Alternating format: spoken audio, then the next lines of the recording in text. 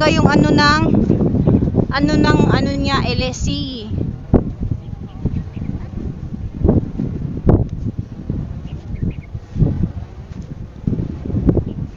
Ang dami dun sa unahan, guys, oh. Ayan. Ayun. Ayan, guys, oh. Napakaganda tingnan, 'di ba?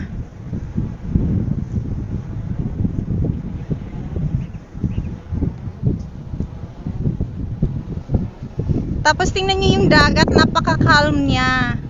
So we are lucky today na hindi siya maalon, kasi ang pangit pag sobrang maalon dito, kasi ano siya, ang tawag nito, hindi mo ma-enjoy dito sa dalampasigan, hindi ka pwedeng lumapit dito.